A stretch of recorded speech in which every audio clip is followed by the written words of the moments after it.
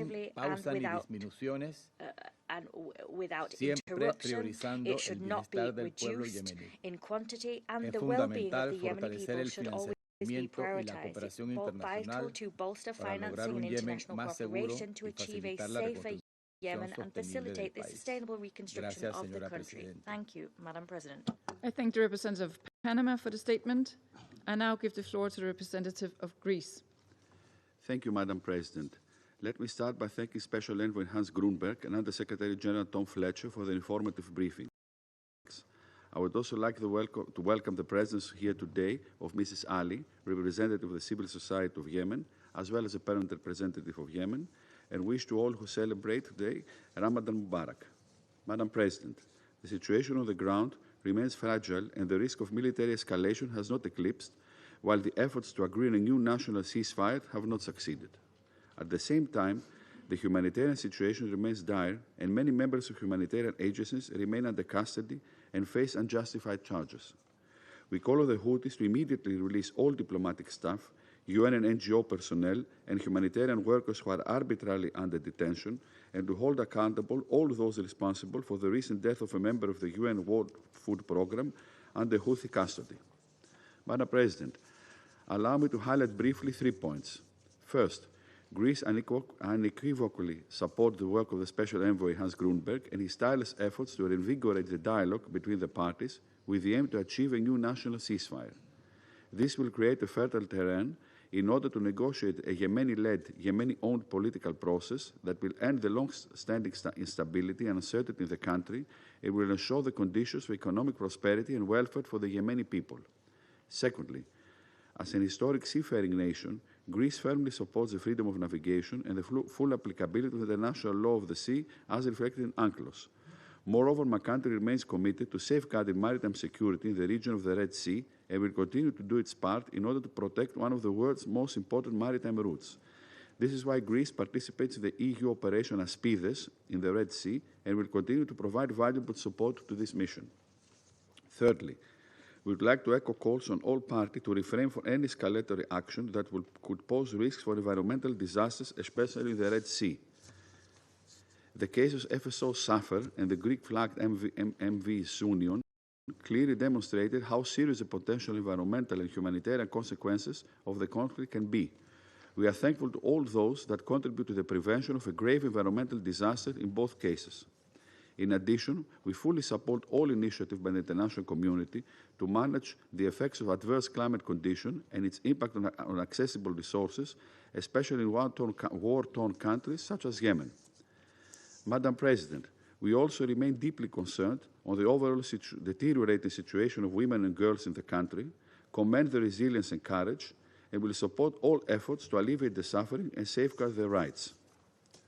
Madam President, in closing, let me stress that this Council and the countries of the region must send a clear message of unity and commitment to the need for de-escalation and dialogue between the opposing sides of the Yemeni conflict, and especially the Houthis.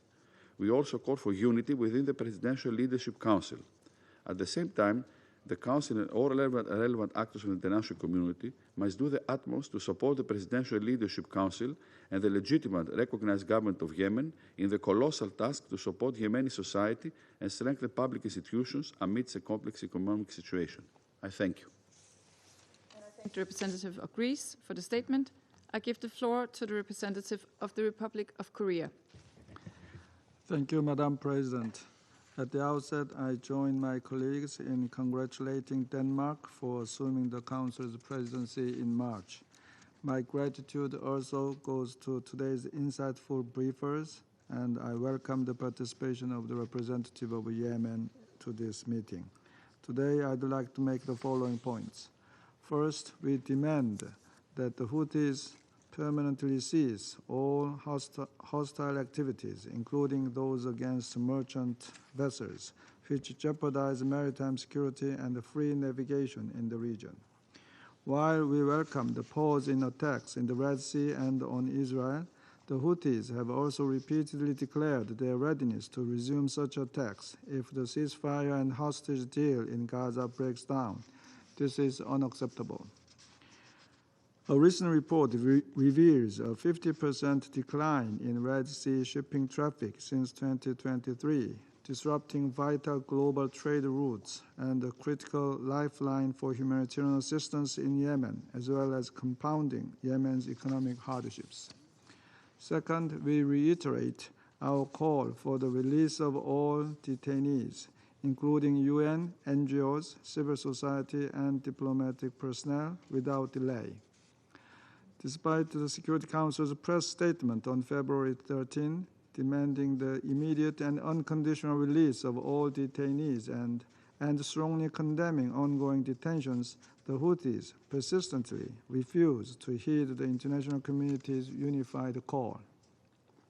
In this regard, we remind the Houthis of the March 1st letter from UN agencies and NGOs on the occasion of the holy month of Ramadan. We also remind the Houthis of the Secretary General's appeal for a thorough, immediate, and transparent investigation to hold those responsible accountable. Third, we emphasize once again the faithful implementation of all relevant Security Council resolutions, especially the targeted arms embargo. Indeed, abiding by the arms embargo is a fundamental prerequisite for the stability of both Yemen and the wider region. On this point, we believe that the international community should pay elevated attention to the UN verification and inspection mechanism for Yemen, UNVIM, and the Yemeni government's maritime security efforts, including its Coast Guard capacity building, to ensure stronger adherence to the arms embargo. Fourth, as USG Tom Fletcher and the CSO briefer Ms. Ali clearly illustrated today, Yemen's humanitarian crisis is worsening. The Republic of Korea remains committed to addressing humanitarian needs of the Yemeni people, including women and children, particularly in climate-linked food insecurity and malnutrition.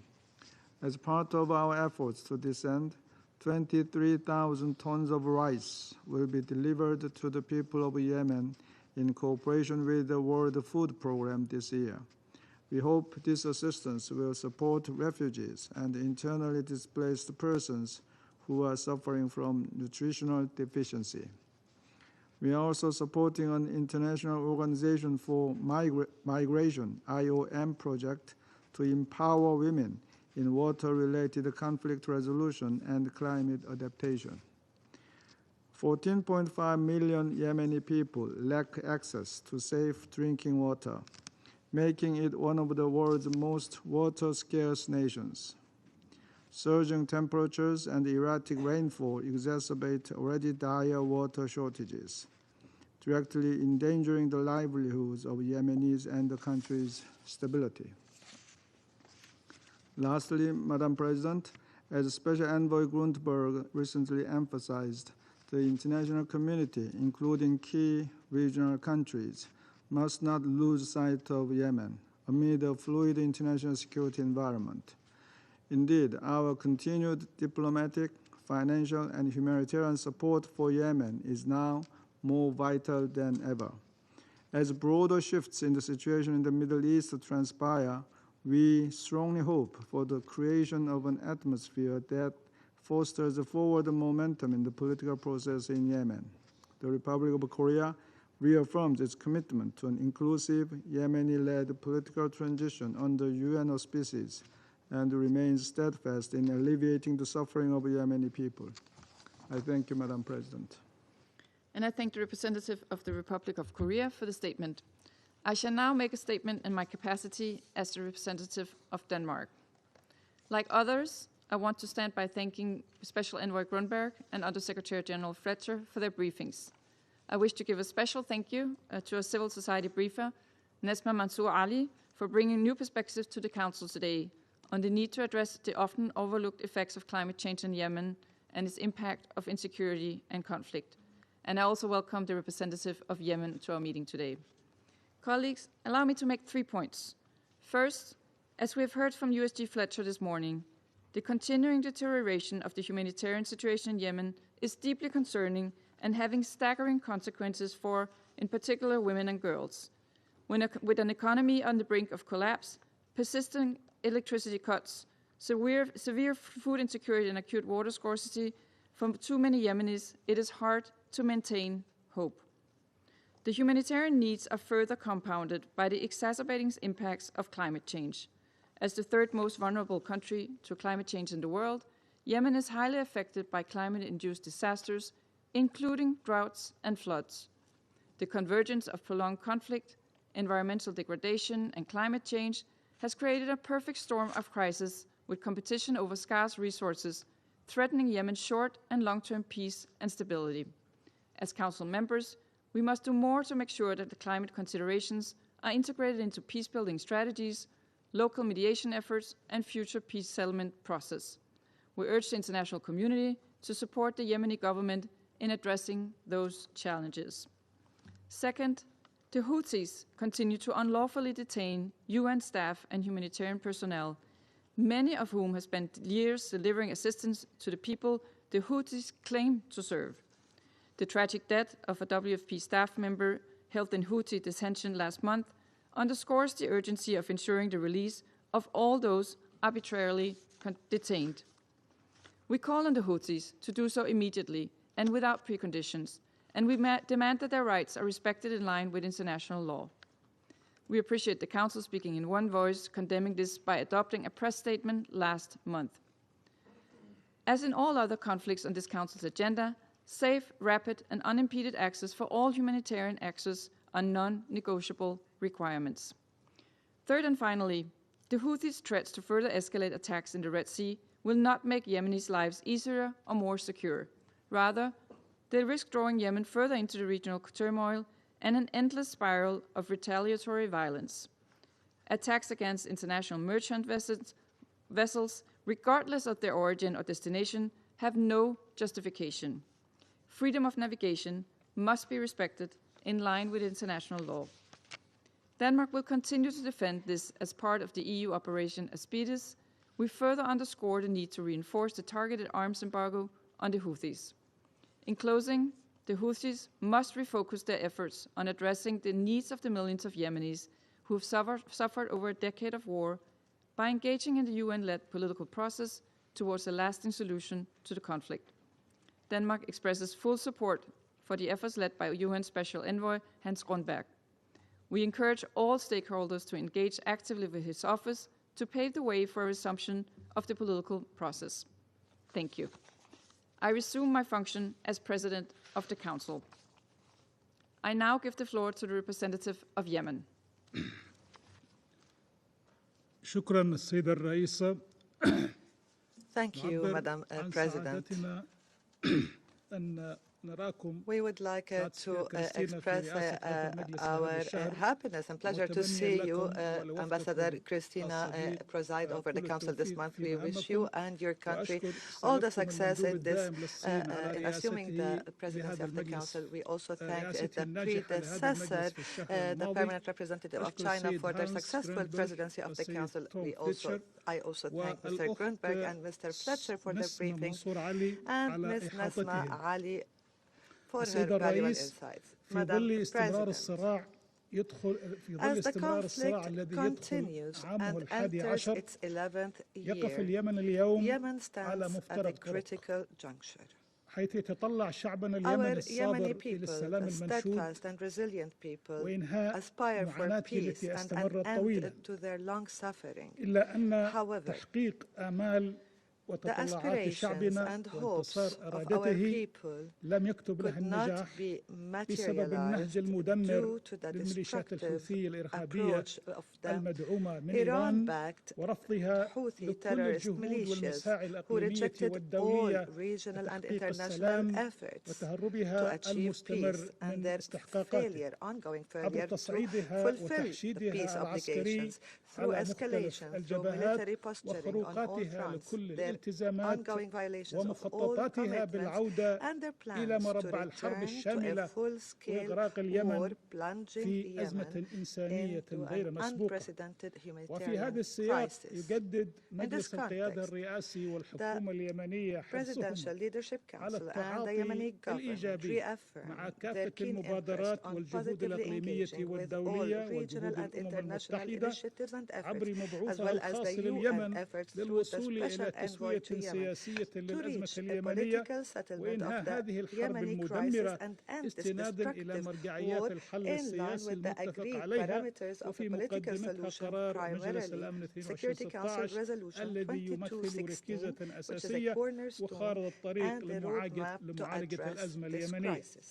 أن تحقيق السلام العادل والشامل والمستدام في اليمن يتطلب دعما دوليا وخلق شراكة استراتيجية تترجم إلى خطوات عملية لدعم جهود الحكومة اليمنية وإنهاء الانقلاب واستعادة مؤسسات الدولة وبسط سيطرتها على كامل تراب اليمن وضمان أمن البحر الأحمر ومضيق باب المندب وتحويله من مصدر تهديد إلى جسر للسلام كما كان عبر التاريخ وتنفيذ قرارات حظر تدفق الأسلحة من النظام الإيراني إلى الميليشيات الحوثية لأن ذلك يشكل مصدر تهديد للأمن والسلم الإقليمي والدولي وإطالة أمد الصراع ومفاقمة الأزمة الإنسانية لليمنيين.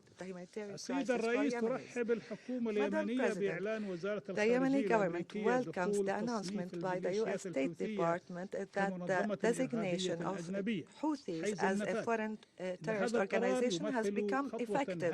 This is a very important step to address the threats posed by these terrorist militias supported by the Iranian regime, that with terrorist actions that targeted civilians, infrastructure in Yemen and neighboring countries. They targeted commercial vessels in the Red Sea in a constant threat to maritime security and free navigation and international trade routes. The Yemeni government fully supports this designation as an effective tool to stop the financial and material support to these militias. We also renew our call to the international community to take similar steps to dry up sources of funding for the Houthis, sources for their weapons, and strengthen efforts aimed at restoring stability and peace in Yemen.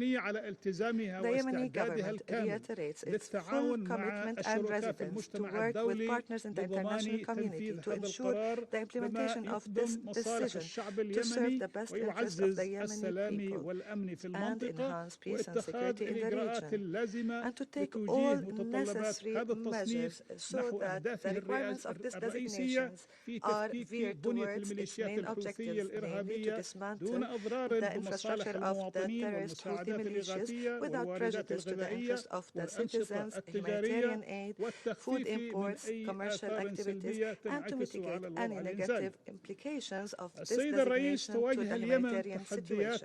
Madam President, Yemen faces tremendous economic, humanitarian, social, institutional challenges as a result of the war that was launched by the terrorist Houthi militias, which caused Yemen to lose more than half of its GDP, equivalents of $250 billion, the depreciation of our national currency, the rise in inflation rates, as well as in unemployment rates that reaches now 80%. The Yemeni government is making tremendous efforts to address these challenges and to prioritize urgent actions to achieve economic stability and enhance the ability to be resilient with short-term plans to stop the deterioration economically and at the humanitarian level, to lay the foundation for economic development, enhancing governance and the resilience of the private sector. We look for the doubling of support by the international community and the development partners of Yemen to redirect their funding in accordance with these priorities in the economic development, humanitarian and service sectors. We need to build upon the important outcomes of the ministerial high-level meeting that was held earlier this year in New York. to support the efforts of the Yemeni government and its messages of support, political and economic, to the government and the vision of the government and its for economic reform, as well as the 5 main pathways according to this vision to address the current challenges. We also highly appreciate in this context the support provided by our brothers in the Kingdom of Saudi Arabia to the Yemeni people and government in these very difficult and extraordinary times, as well as appreciating the support from all our brothers and friends to mitigate the humanitarian suffering of the Yemeni people.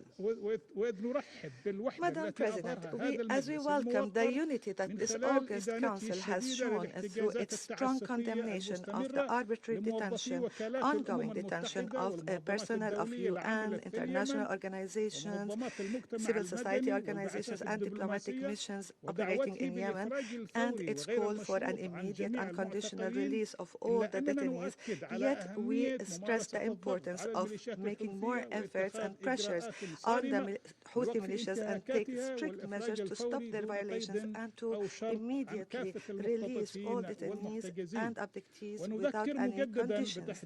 We recall the warning of the Yemeni government that these militias will not stop its blackmail of the international community and will commit more of these detentions and violations against civilians and humanitarian personnel.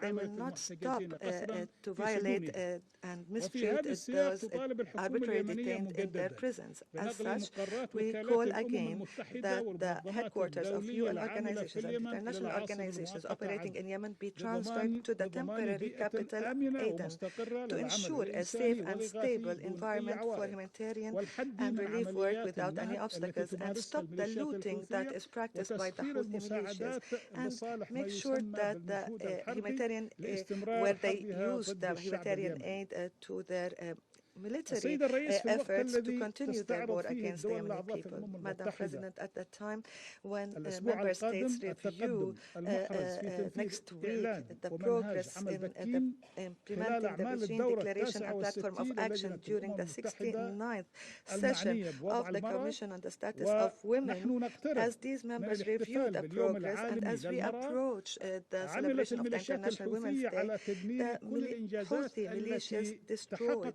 all progress achieved for Yemeni women. These militias continued their grave violations and their kidnapping and arrest of hundreds of Yemeni women, depriving them of their political, economic, and social rights.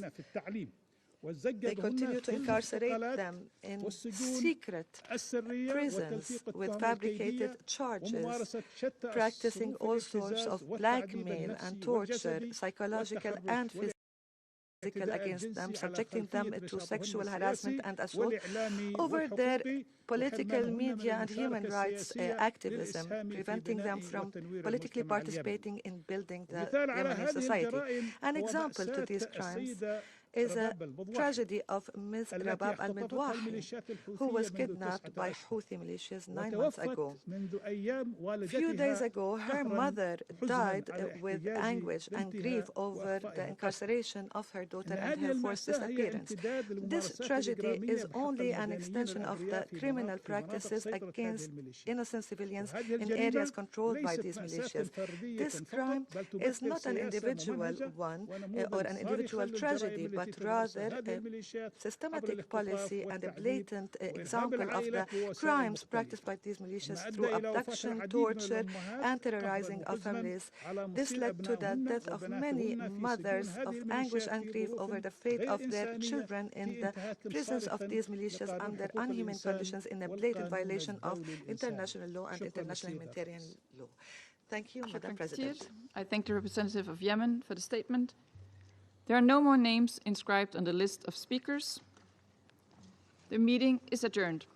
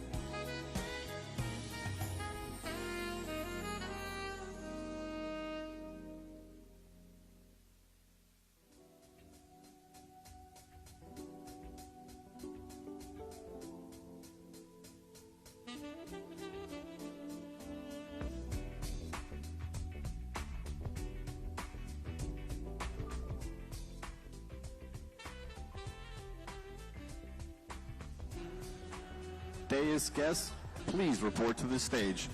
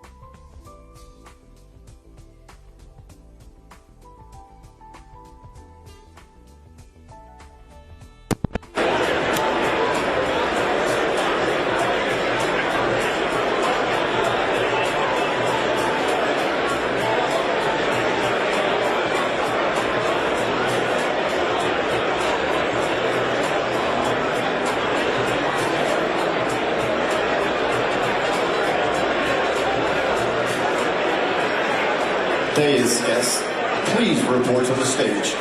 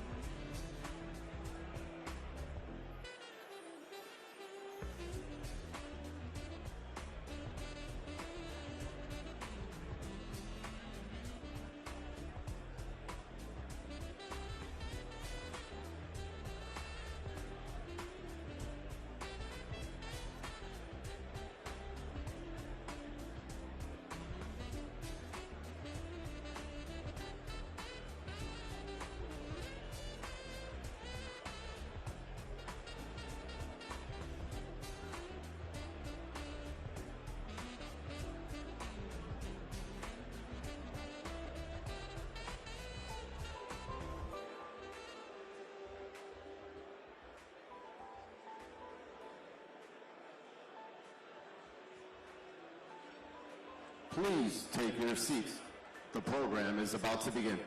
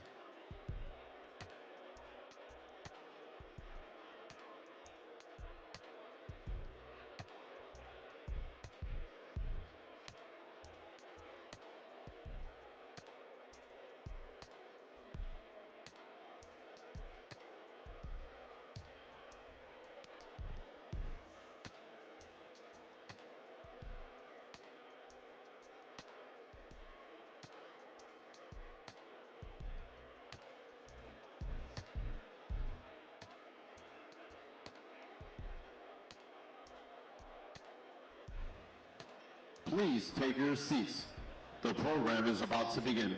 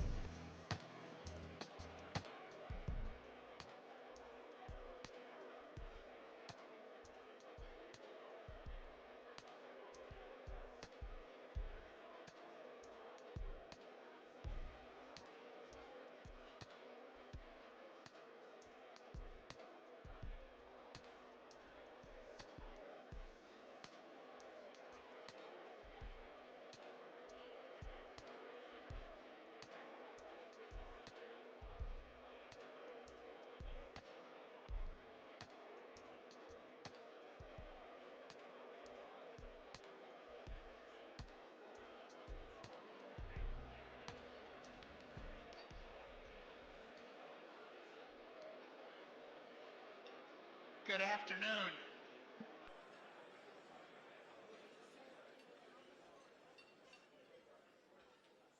Good afternoon, everyone, and welcome to the 790th meeting of the Economic Club of New York. My name is Bob Steele. I'm chair of our club and partner and vice chair of Perella Weinberg Partners. It's a pleasure to be with all of you here today. Before we begin, let me extend a warm welcome to the students joining us virtually from Mercy University and NYU, as well as the members of the 2025 class of New York Economic Club Fellows, a select group of diverse, rising, next-generation business thought leaders. The Economic Club of New York is proud to stand as the nation's leading nonpartisan platform for discussions on economic, social, and political issues. For more than a century, the Economic Club of New York has been a platform for thought leadership and dialogue. Today, we're excited to continue that tradition and have the extreme privilege to welcome my good friend and our fellow club member, the Honorable Scott Bessent. On January 28th of this year, Scott was sworn in as the 79th Secretary of the Treasury of the United States. As Secretary, he oversees the U.S. Treasury's mission to maintain economic strength, foster growth, manage our government's finances, and protect the financial system from economic threats. With more than 40 years in global investment management, Scott is a recognized expert in currency and fixed income markets. He previously served as the Chief Investment Officer of Soros Fund Management and later founded his firm, Key Square Capital Management, a global macro hedge fund. He's also taught history at his alma mater, Yale University, and contributed to leading economic journals. A South Carolina native, Scott holds a BA from Yale. He and his family have supported numerous philanthropic efforts, including the McLeod Rehabilitation Center, Harlem Children's Zone, and Rockefeller University. In addition to being a member of our club, he's a member of the Council on Foreign Relations and remains a strong advocate for financial literacy and education. Today's format will begin with the prepared remarks from the Secretary, followed by a fireside chat, and we're especially excited and honored to have fellow club member Larry Kudlow as our moderator. Larry is the host of Kudlow on Fox Business Network and formerly director of the National Economic Council. Just a reminder to all of you that this discussion is on the record. We do have a large number of media in the room and online, and we will conclude the program today promptly at 1 o'clock. So now, with no further ado, please join me in welcoming our fellow club member and Secretary of the Treasury to the podium. Scott?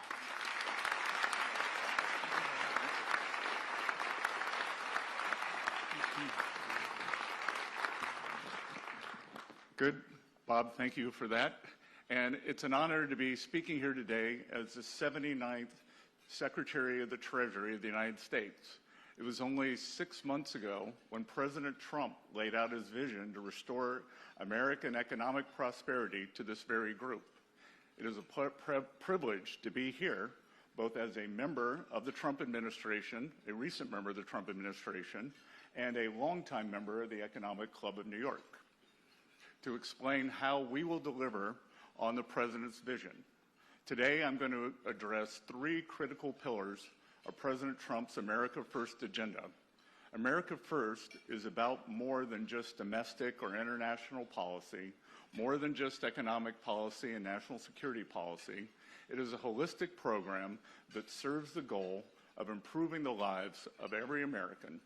To that end, I will touch on three priorities for the Treasury Department, each of which is part of the overall agenda. In this speech, I will not address tax policy. It is the foundation on which the three pillars rest. Larry Kudlow and I are going to have a detailed discussion in the Q&A on tax policy, including the President's priorities on permanence, current policy baseline, no tax on tips, no tax on Social Security, no tax on overtime, and deductibility of loans on American-made autos.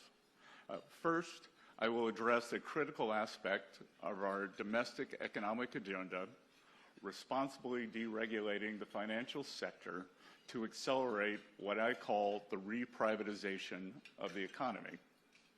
Second, maybe some of you have an interest in this, President Trump's tariff policies have begun the process of reorienting our international economic relations. I'll review our broader international economic policy goals from a first principles basis and discuss how tariffs fit into the picture. Lastly, economic security and national security are inseparable. At Treasury, our unique financial tools are a critical component of U.S. foreign policy. I'll address how we are updating those tools and give the first real-time example here today. At Treasury, we will lead a comprehensive and assertive effort across the administration to empower our nation's banks to finance the economy's pursuit of job growth, wealth creation, and prosperity for all Americans. I began my career as a financial sector analyst. I quickly learned that a strong yet efficient regulatory framework is needed to mitigate risk and protect taxpayers' hard-earned dollars.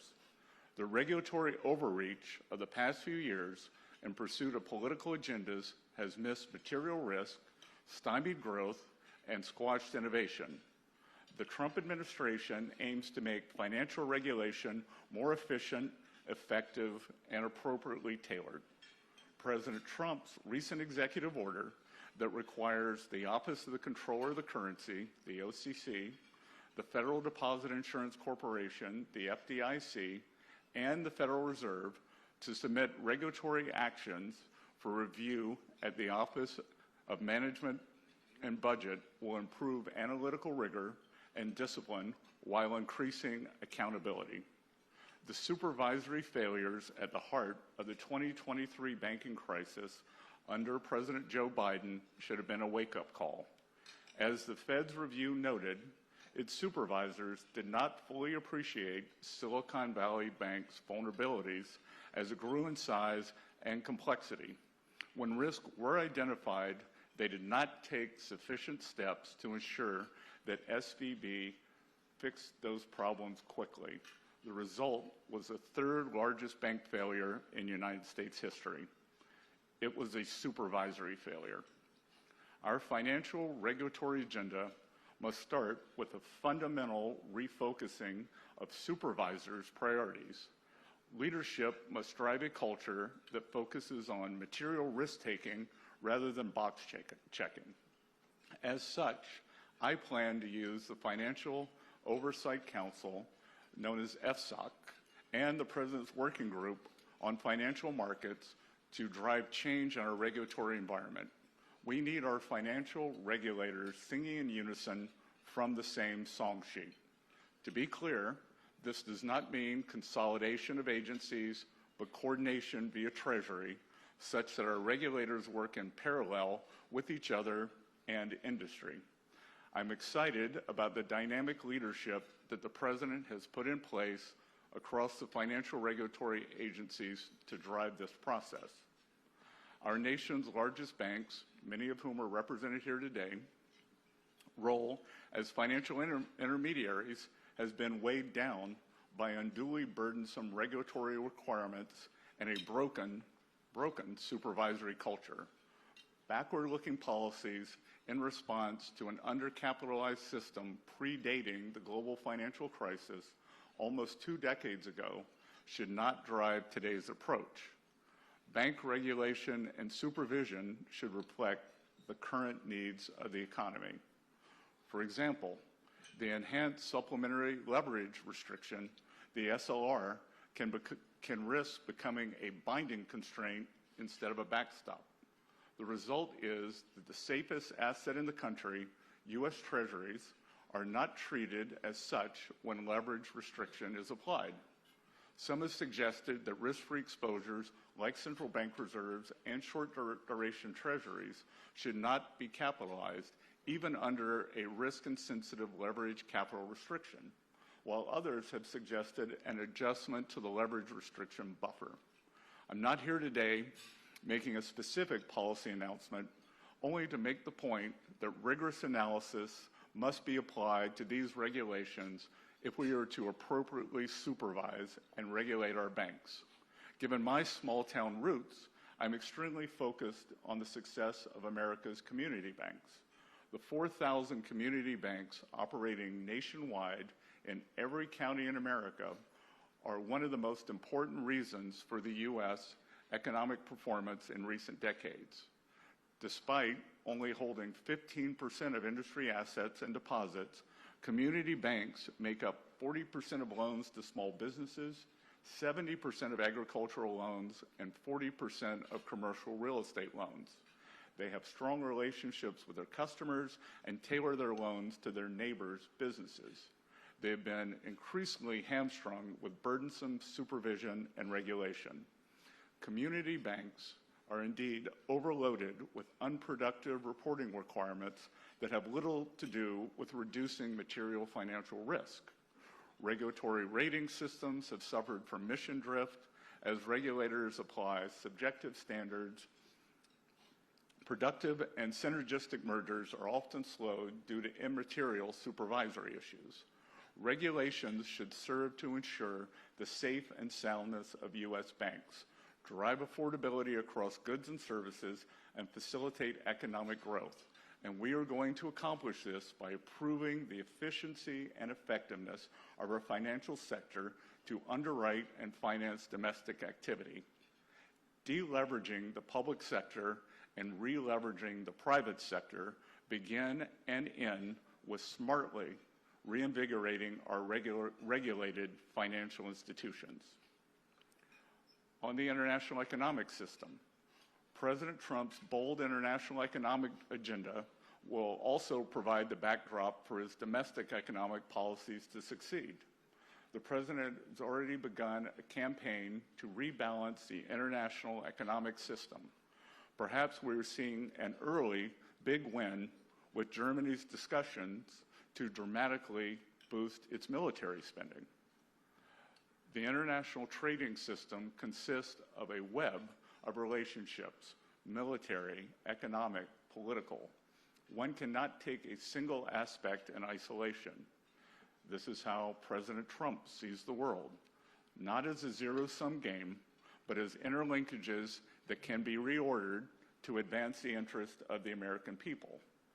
This is contrary to the last several decades when other countries acted to advance their own interest while our policymakers largely forgot about the trade-offs of unconstrained trade misalignment. The result was the United States provided a source of massive demand, acted as arbiter of global peace, but did not receive adequate compensation. For today, the United States finds itself subsidizing the rest of the world's underspending in defense. This is not just a security issue.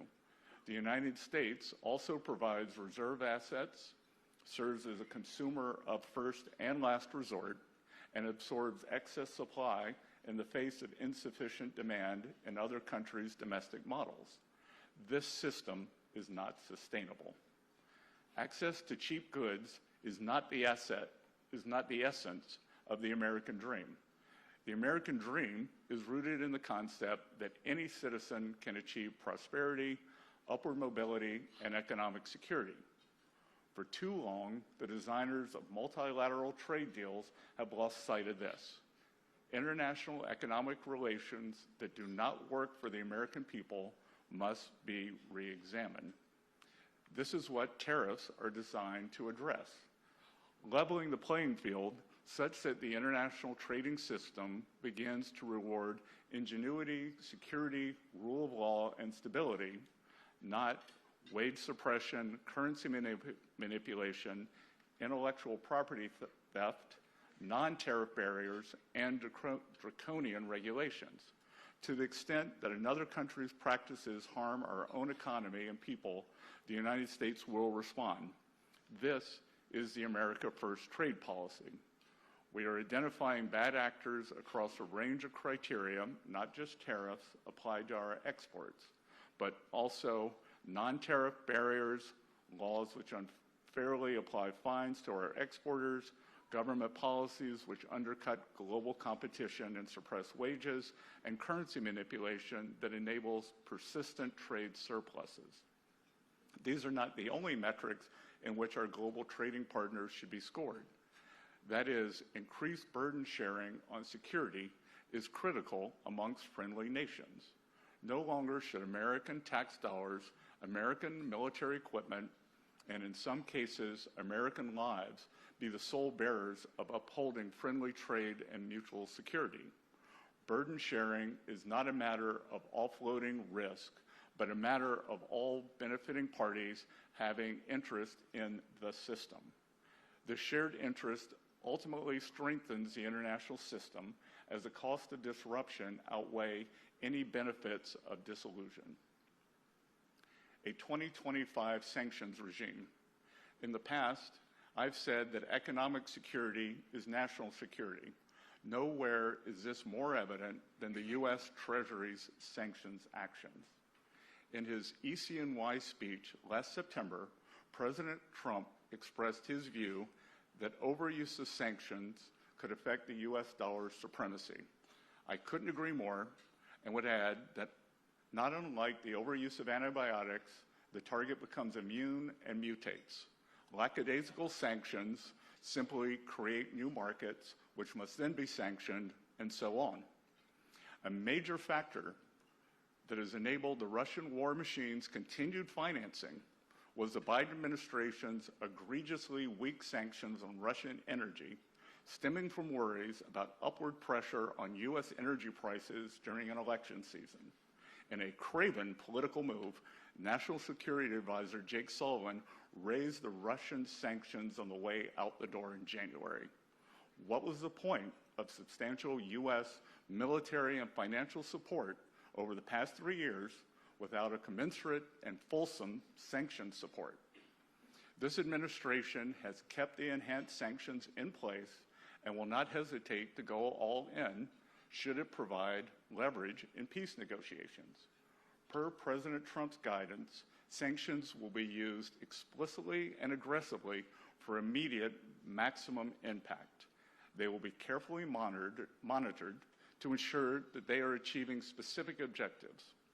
Last month, the White House announced its maximum pressure campaign on Iran, designed to collapse its already buckling economy. The Iranian economy is in disarray. 35% official inflation a currency that has depreciated 60% in the last 12 months, and an ongoing energy crisis. I know a few things about currency devaluations, and if I were an Iranian, I would get all of my money out of the rial now. This precarious state exists before our maximum pressure campaign designed to collapse Iranian oil exports from the current 1.5, 1.6 million barrels per day back to the trickle they were when President Trump left office. Iran has developed a complex shadow network of financial facilitators and black market oil shippers via a ghost fleet to sell oil, petrochemical, and other commodities to finance its exports and generate hard currency. As such, we have elevated a sanctions campaign against this export infrastructure, targeting all stages of Iran's oil supply chain. We have coupled this with vigorous government engagement and private sector outreach. We will close off Iran's access to the international financial system by targeting regional parties that facilitate the transfer of its revenues. Treasury is prepared to engage in frank discussions with these countries. We are going to shut down Iran's oil sector and drone manufacturing capabilities.